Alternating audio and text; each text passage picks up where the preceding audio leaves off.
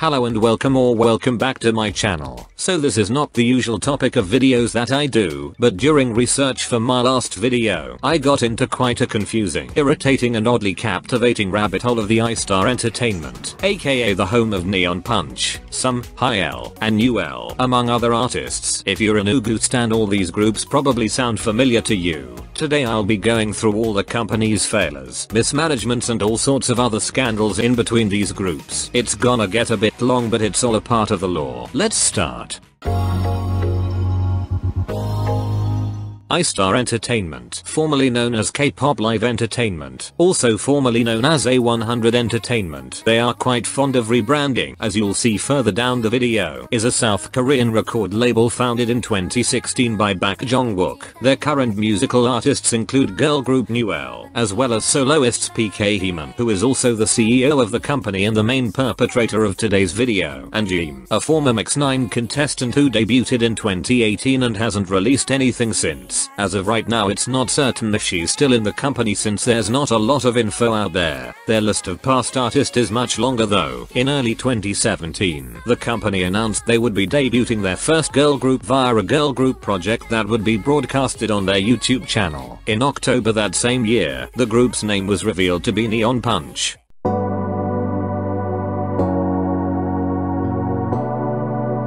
Originally set in May but delayed, Neonpunch made their Korean and Chinese debut on the 27th of June, 2018, with the first single album Moonlight and the title track of the same name.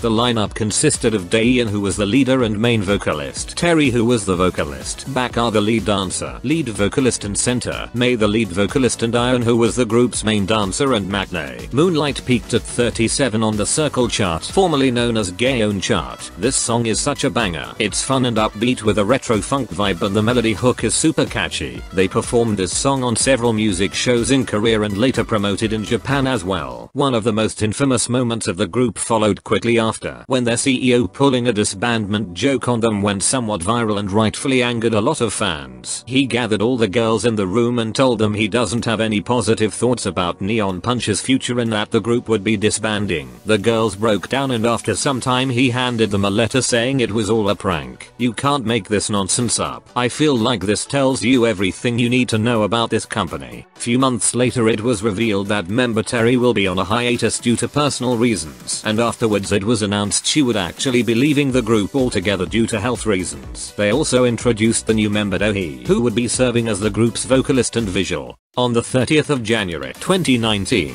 Neonpunch made their first comeback with the mini album Watch Out and TikTok as the title track,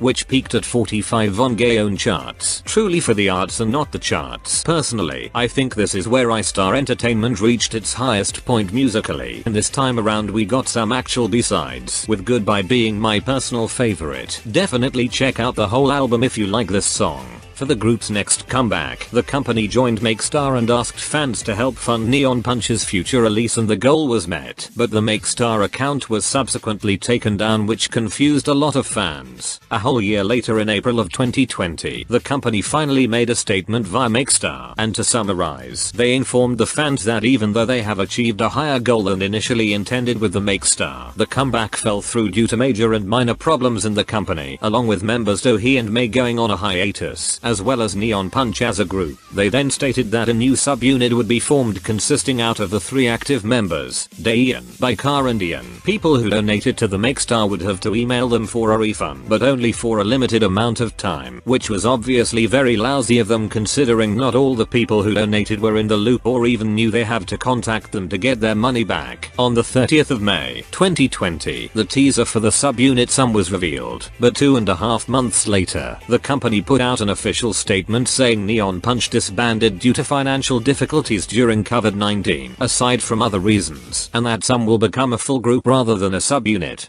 This was very disheartening to hear as a big fan of their music, but at the time I thought all the reasoning was plausible. I don't doubt that a lot of small companies struggled immensely during the pandemic, and of course if a member is citing personal and health reasons for their departure, that is 100% valid. I still love this group so much and I can't help but feel they would still be thriving under a different company.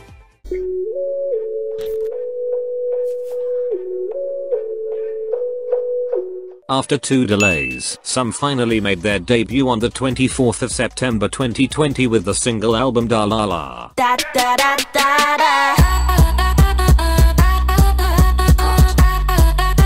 It peaked at 66 on Gaon charts, lower than both Neonpunch's singles, but sold over double in physical sales and overall was a very well-liked debut, both in and out of the nugu community. I loved it, especially the pre-chorus, and I'm pretty sure this is the most invested in music video the company ever did. It was much different from Neonpunch but still amazing. Everything was signaling towards a successful new start for the group, until the very next day, when the most infamous and ultimately damaging moment of their career came in form of a resurfaced older video of the members taking a DNA heritage test and racially offending multiple nationalities along the way.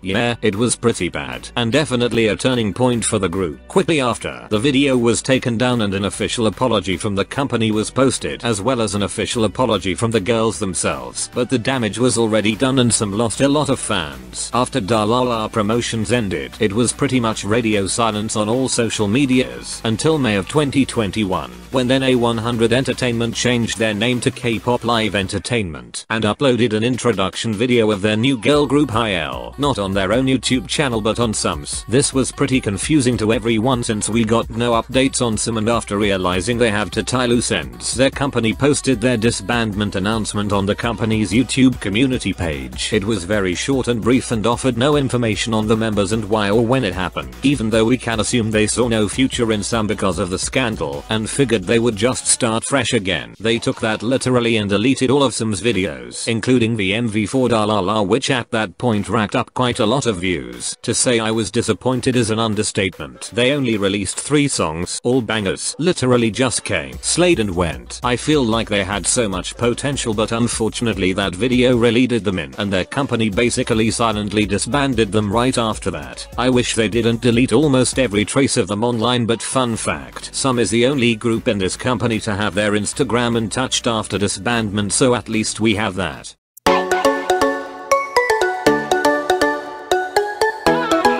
After 2 delayed debut dates, hiwaysoojung, meaning High in Sight Libra, finally debuted in August of 2021, 3 months after XUM officially disbanded, with the mini album Go High and Hiltootoo serving as the title track.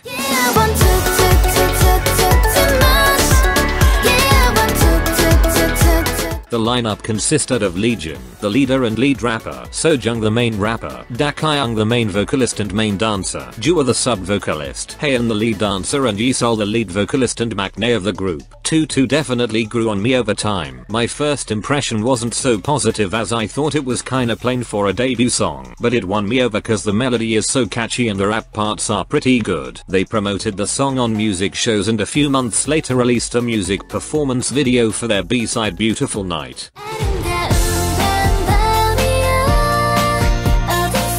Almost a year later, on July of 2022, they had their first comeback with a single album Summer Ride and Highway as the title track.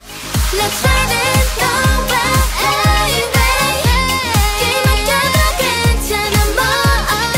To be honest, I was never a huge fan of this song. It's cute but forgettable and seems like a 2.0 of their debut but without the catchy parts, and they barely promoted it on music shows. During their group activities, the fans noticed member Soojung being absent from most of it and demanded an explanation from the company, and only after personally contacting the CEO, he shared that Soojung had started filming a survival show Stars Awakening, so that's why she was absent. I'll link the Reddit post on it in the description. The fact that fans had to personally ask the CEO about the whereabouts of a member is highly unprofessional of the company, and their unprofessionalism continued into January of 2023 when Soojung herself announced that she had left the group to focus on her modeling. Mind you, the company never released an official statement regarding her departure. That same year, Newl became inactive on their SNS accounts and the group was removed from the company's official website, along with their Instagram account being taken down. Sometime in May of this year, all of Newl's accounts, including Instagram, have been renamed to Newl, and this left fans wondering as to what is going on. I feel like I'm retelling the same story, but yeah, they announced a new group via their old group's social media accounts. This would mean that the YouTube channel that first belonged to some was then rebranded to Newl, is now rebranded yet again to Newl. I don't know the exact date, but somewhere around this time the company changed their name from kpopliveentertainment to I-Star Entertainment.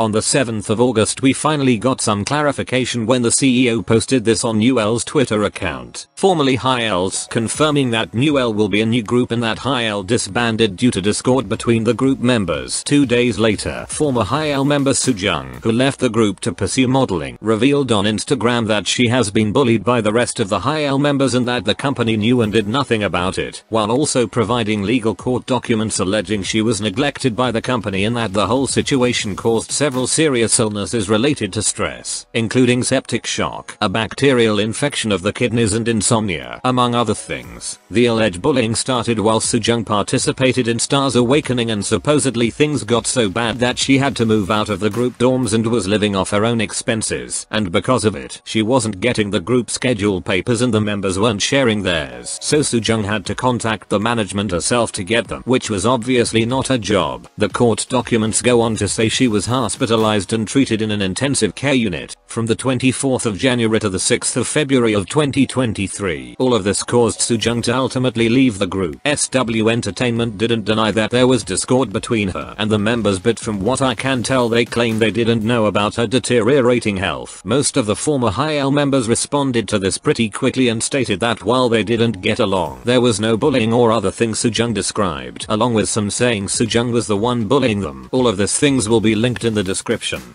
So, what to even make out of this situation? There was obviously some tension within the group and we'll probably never know what happened to the full extent. If Soojung is telling the truth, I can't really say I'm sad they disbanded, and we can only hope Soojung gets some healing and is able to physically get better. As for Newl, it was another badly managed group by the incompetent I-Star Entertainment, with few activities and far apart time in between their debut and the one comeback. They were already doomed even before the bullying scandal broke out. All of the Newl members are still in the company, aside from Soojung and Yesil, who is soon re-debuting in a new group, Laura Lucy. I can't believe they didn't even get a proper disbandment post. That was too much to ask, I guess. I will still be sorrowfully enjoying their debut album though.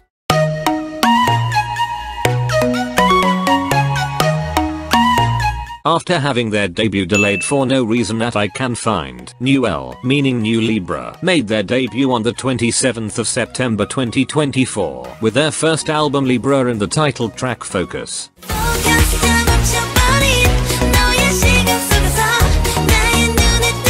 The lineup consists of Didi, who is presumably the group's main vocalist since they don't have official positions, and is a member of rumblegdidi, presumably the lead vocalist, and Chaelin, presumably the main rapper, and fun fact, also the tallest active female idol in K-pop, measuring at 177 centimeters or 5 foot 9 feet. Their debut is okay at best, personally not my thing, and the music video feels very lackluster and lethargic. I checked out their album and this I couldn't believe, but y'all, one of the B-sides is the acoustic version of Newl's Beautiful Night.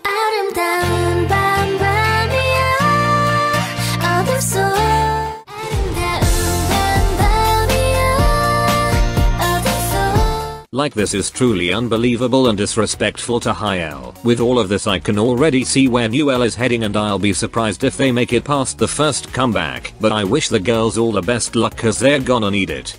So, in conclusion, this company sucks. It's obvious they see idols as expendable and are debuting and disbanding them like this is not a whole livelihood for these girls. I would rather have them go into early retirement than to get fans invested in the groups they're just gonna immediately mistreat and abandon. But anyway, bonus treat for staying this long. Here's my personal ranking of all the songs from these groups. Thank you for watching and I hope you enjoyed it. I mean, as much as you can enjoy hearing about great groups disbanding. Bye.